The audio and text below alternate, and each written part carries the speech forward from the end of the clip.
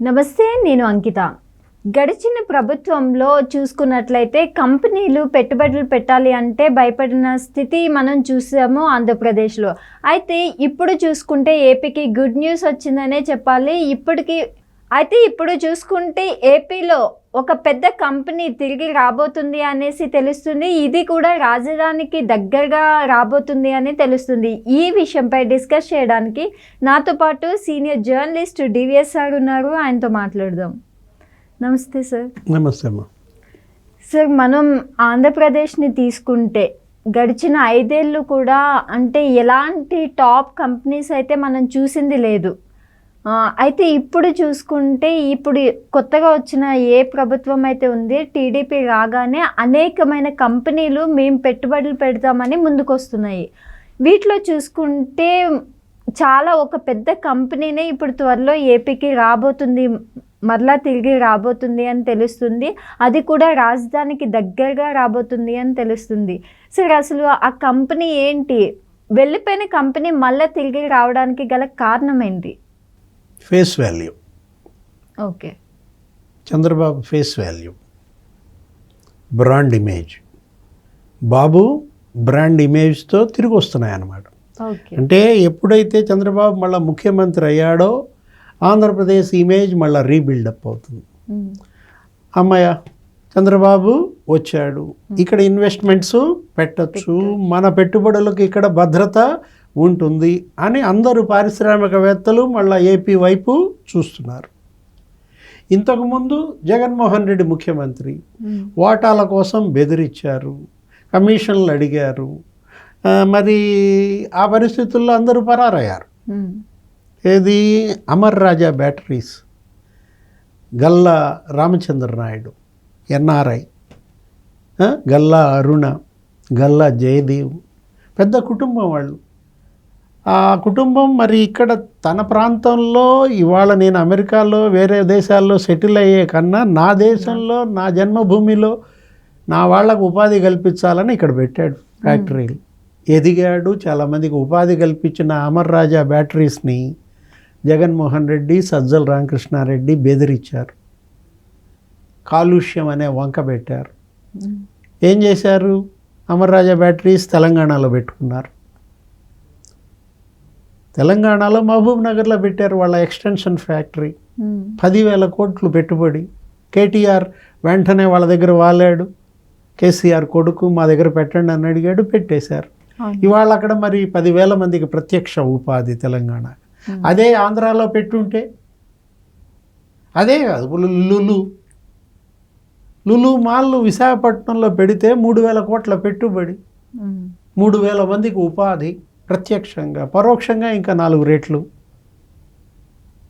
తరిమేశారు దాన్ని. వాళ్ళకి గతంలో చంద్రబాబు ప్రభుత్వం ఇచ్చిన లులు ల్యాండ్ మీద కన్నేసిన విజయసాయిరెడ్డి బెదిరించి విశాఖపట్నంలో ఆ ల్యాండ్ మాకు కావాలని వాళ్ళు ఏం చేశారు? సింపుల్గా హైదరాబాద్లో పెట్టేసుకున్నారు లులు మాల్. కిటకిట. ఇప్పుడు ఆ కుకట్పల్లిలో చూస్తే అసలు మామూలుగా లేరు జనం, అక్కడ హోరెత్తుతోంది. జాకీ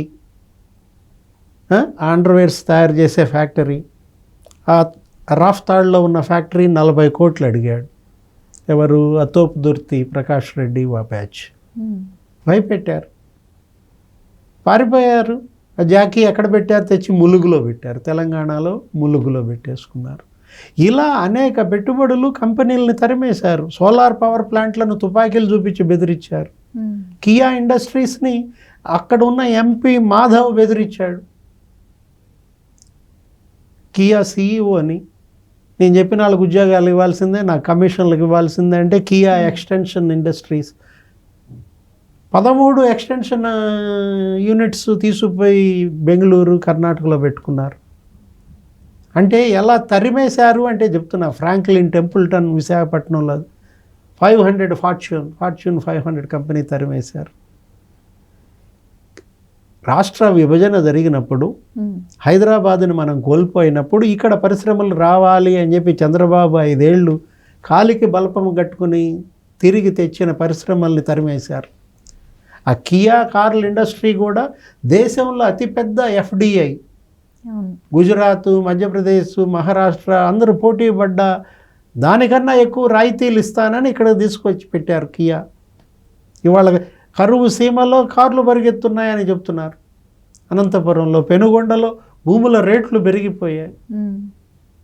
ఇప్పుడు మీరు అన్నది అదేంటి, అశోక్ లేలాండ్, మీరు చెప్పిన ఆ ఫ్యాక్టరీ ఏదో పెద్ద ఫ్యాక్టరీ మళ్ళీ తిరిగి వస్తుంది, వీళ్ళు తరిమేసిన ఫ్యాక్టరీ, బస్ బిల్డింగ్ యూనిట్ అది మల్లవల్లిలో పెట్టారు.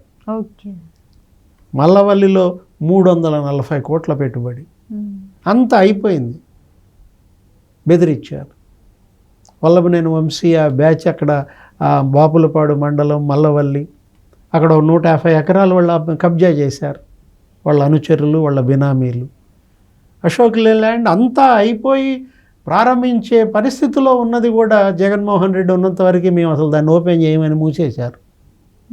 ఇప్పుడు చంద్రబాబు సీఎం అవ్వగానే 4 రోజుల్లో మరి వాళ్ళు వచ్చి రేపొద్దున దాన్ని ఓపెన్ చేస్తున్నారంటే ఇవాళ మళ్ళా పునర్జన్మ, ఆంధ్రప్రదేశ్కి మళ్ళా పునర్వైభవం, మళ్ళా పునాదుల నుంచి ప్రారంభం అవుతుందన్నమాట. ఇప్పుడు అందరినీ బతిమలాడుకుంటున్నాడు చంద్రబాబు, ఏంటి భయపడబాకండి నేనున్నాను. వాళ్ళేమో పారిశ్రామికవేత్తలు ఏమోనండి మీ దగ్గర మీ రాష్ట్రంలో ఒక భూతం ఉందంట, మీ భూతం చూస్తే మాకు భయం అంటే ఆ భూతాన్ని మా జనం తరిమి కొట్టారు. మొన్న ఎన్నికల్లో భూతాన్ని జనం తరిమి కొట్టారయ్యా, బాధ లేదు, భూతం వదిలిపోయింది అంటే ఇంకా వాళ్ళు భయపడుతుంటే ఆ భూతాన్ని పట్టుకుని భూస్థాపితం చేస్తా అన్నాడంట, భరోసా ఇచ్చాడు. దాంతో ఇప్పుడు అక్కడికి XLR ఒక బిజినెస్ స్కూల్ వస్తుంది. XLR బిజినెస్ స్కూల్ అంటే ఇక్కడ హైదరాబాద్లో పెట్టారు, ఇండియన్ బిజినెస్ స్కూల్. ఇవాళ అది దేశంలోనే ప్రముఖమైన బిజినెస్ స్కూల్గా మారింది. అది పెట్టింది కూడా చంద్రబాబే. అప్పుడు ఉమ్మడి రాష్ట్ర ముఖ్యమంత్రిగా హైదరాబాద్లో మైక్రోసాఫ్ట్ తెచ్చింది ఆయనే. ఔటర్ రింగ్ రోడ్డు, ఈ శంషాబాద్ ఎయిర్పోర్టు, ఈ మొత్తం హైదరాబాద్ డెవలప్మెంట్ అంతా కూడా చంద్రబాబు పీరియడ్లో జరిగిన దీంట్లో. అప్పుడు వాజ్పేయి ప్రధానిగా, చంద్రబాబు ముఖ్యమంత్రిగా నేషనల్ ఇన్సూరెన్స్ అథారిటీ తెచ్చారు ఇక్కడికి. ఈ మర్రి చెన్నారెడ్డి మానవ వనరుల అభివృద్ధి కేంద్రం, ఈ జినోమ్ వ్యాలీ, సైబర్ టవర్స్, ఇవన్నీ కూడా అదే ఇన్ఫర్మేషన్ టెక్నాలజీలో. ఇవాళ ఉమ్మడి ఆంధ్రప్రదేశ్ రాష్ట్రం ఇప్పుడు ఇవాళ ఈ స్థాయికి వచ్చిందంటే, తెలంగాణ సంపన్న రాష్ట్రం అయిందంటే ఒక్క ఐటీ రంగంలోనే ఇవాళ 8.5 లక్షల మంది ఉద్యోగులు హైదరాబాద్లో. 8.5 లక్షల మంది ఉద్యోగులు ఐటీ రంగంలో ఉండటం కాదు, ప్రతి ఏడాది 50,000 మంది అదనపు ఉద్యోగాలు. అభివృద్ధి అంటే అది, సంపద సృష్టించడం అంటే అది.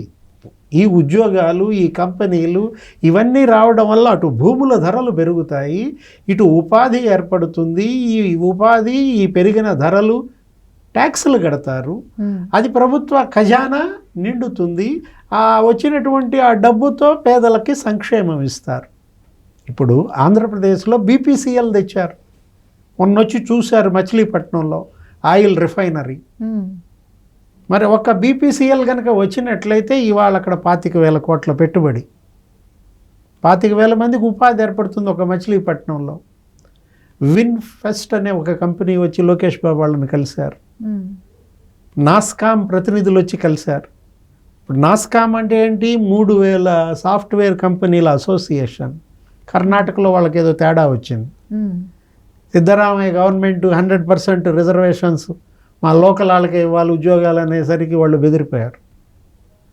వెంటనే మోహన్ దాస్ పాయ్, మజుందార్ అందరూ తిట్టు వదిలిపెట్టారు. సింపుల్గా లోకేష్ బాబు వాట్సాప్లో ఒక పోస్ట్ పెట్టాడు, మా ఆంధ్రప్రదేశ్కి రండి అంటే వెంటనే వచ్చి వాళ్ళు కలిసినప్పుడు ఇప్పుడు ఆ నాస్కామ్ వచ్చినట్లయితే మరి సాఫ్ట్వేర్ కంపెనీలన్నీ వచ్చే అవకాశం ఉంది. ఇప్పుడు ఒకవైపు 130 సంస్థలు కంపెనీలను తరిమేశాడు అమరావతిలో జగన్మోహన్ రెడ్డి. చంద్రబాబు భూములు ఇచ్చినటువంటి RBI, SBI, నాబార్డ్ 130 సంస్థలు తరిమేశాడు అన్నమాట. ఇప్పుడు వాళ్ళందరికీ మళ్ళీ నిన్న పొద్దున ఆ CRDA సమీక్షలో మీకు 2 ఏళ్ళు నేను టైం ఇస్తున్నాను, మీ భూములు మీకున్నాయి, మీరు వచ్చి పెట్టుకోండి, నాది భద్రత, నాది భరోసా అని హామీ ఇచ్చాడు. అటు రాయలసీమ, ఇటు ఉత్తరాంధ్ర, ఇటు అమరావతి 3 ప్రాంతాల్లో కూడా ఇవాళ పరిశ్రమలు తీసుకురావటం కోసం, యువతకి ఉపాధి కల్పించడం కోసం ముఖ్యమంత్రి ఇవాళ అహరహం పనిచేస్తున్నాడు, 18 గంటలు పనిచేస్తున్నాడు అన్నది అదే. రేవంత్ రెడ్డి ఆంధ్రప్రదేశ్లో చంద్రబాబు గెలిచాడు, ఆయన 18 గంటలు పనిచేస్తాడు, నేను 12 గంటలే పనిచేస్తున్నా, కుదరదు, నేను కూడా 18 గంటలు పనిచేస్తే కానీ పెట్టుబడులు రావు అన్నది అందుకే అన్నమాట. ఇప్పుడు ఒక పోటీ తత్వం అవును, అటు ఆంధ్రప్రదేశ్కి ఇటు తెలంగాణకి. ఇది కదా కావాల్సింది. వాళ్ళేమో పోటీపడి తరిమేశారు, వీళ్ళేమో పోటీపడి రాబట్టుకుంటున్నారు. ఓకే.